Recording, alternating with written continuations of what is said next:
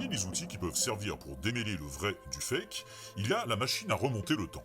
Alors, pas vraiment remonter le temps dans la vraie vie, parce que ça c'est quand même compliqué du simple point de vue de la physique, et d'ailleurs personne n'est jamais revenu du futur pour nous montrer que ce serait possible. Enfin, personne de crédible, j'entends. Je sais que sur YouTube, on a vu tout un tas de prétendus visiteurs du futur qui nous délivraient un message de paix, et raconter tout un tas de trucs, mais qui a juste oublié de nous alerter qu'il y aurait la Covid-19. Bref, bon, dans la vraie vie, c'est pas gagné. En revanche, remonter le temps sur Internet, ça, on sait faire. Grâce à cet outil qui s'appelle la Wayback Machine, la machine pour retourner en arrière. Et tout ça est gratuit, et sans avoir spécialement besoin de créer de compte. C'est sur le site américain Web Archive, qui, comme son nom l'indique, archive le web. Ils font ça depuis 1996, ce sont des indépendants et ils se financent par des dons. Et ça permet donc de retrouver un site web tel qu'il était dans le passé à une date donnée. Alors, ils ont des robots qui parcourent le web et qui font régulièrement des captures de sites, comme des photos d'un site à l'instant T.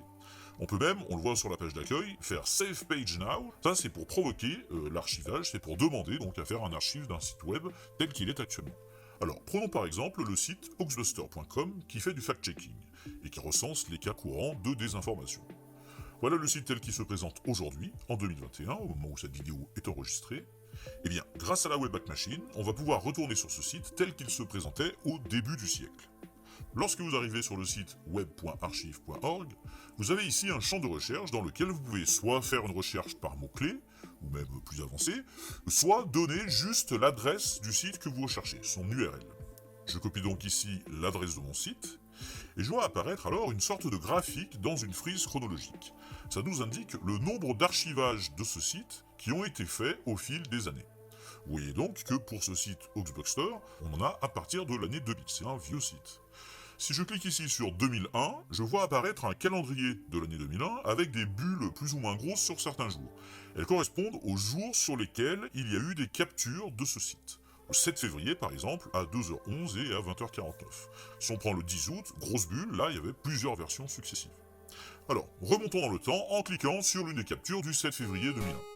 Je ne sais pas où vous étiez vous le 7 février 2001, ni même si vous étiez déjà tout court, mais le site Hoaxbuster, en tout cas, lui, il était déjà là et il ressemblait à ça. Vous voyez d'ailleurs, ça c'est drôle, première ressource francophone sur les canulars du web. Il y a 20 ans, on parlait encore majoritairement de canulars, faits pour rigoler, et pas de fake, faits pour désinformer. Et l'époque aussi a évolué. Alors, la présentation du site, pour ceux qui l'ont connu, on retrouve tout de suite les styles de l'époque. D'abord, on voit que c'est pas large, c'était conçu pour des écrans beaucoup plus petits et pas responsifs. Ça ne s'adaptait pas encore à la taille des tablettes ou des smartphones parce qu'il n'y en avait pas. Et alors, en désinformation à l'époque, on avait quoi? Là, regardez, ralenti chéri, ton Nokia sonne.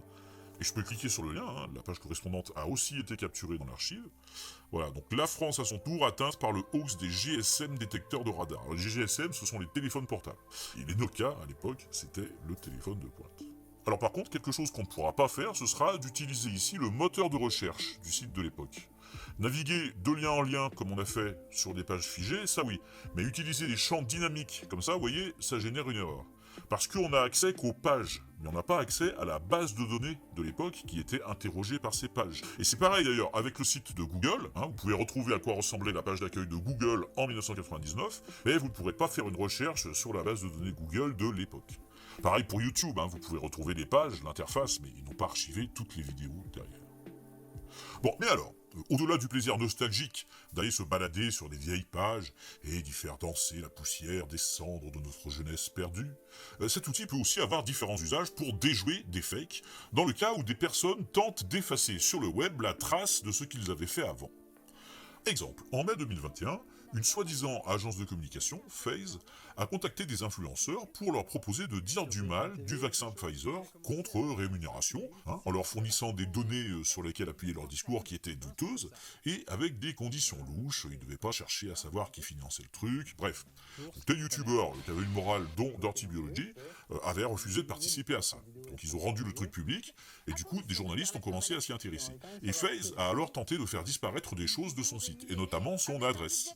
Mais en utilisant la Wayback Machine, les journalistes ont retrouvé une version antérieure du site, ce qui a permis de constater que leur adresse était bidon. On tombe sur un centre d'épilation au laser. Et puis aussi, début avril 2021, en pleine mesure sanitaire, les restaurants étaient fermés. Mais on avait découvert que dans certains hôtels particuliers à Paris, on pouvait toujours aller participer à des dîners luxueux préparés par un chef renommé.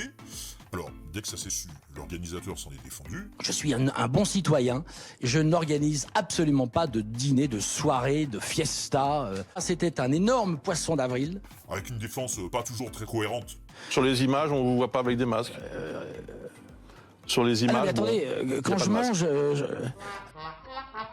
Mais bon, à l'époque, très vite, tout le site web du chef a été bizarrement vidé. Comme si tout avait été supprimé en vitesse pour cacher les traces de ces fameux dîners. Mais un internaute, en utilisant la Wayback Machine, avait donc pu retourner sur le site de mars 2021, où là, on retrouvait tout. Et même le menu qui était proposé. Et qui avait l'air sympa comme tout. Hein. Carpaccio de Saint-Jacques en demi-deuil. Demi-deuil, c'est blanc et noir, genre des Saint-Jacques avec des trompettes de mort. Cool. Des trompettes de demi-mort, non? De quoi? Bah, demi-deuil. Ou alors c'est que c'est des demi-trompettes de mort. Bah bon, ça c'est bien les plats gastronomiques, hein. Ah, ça t'embrouille sur les normes, puis à la fin t'as que des demi-portions.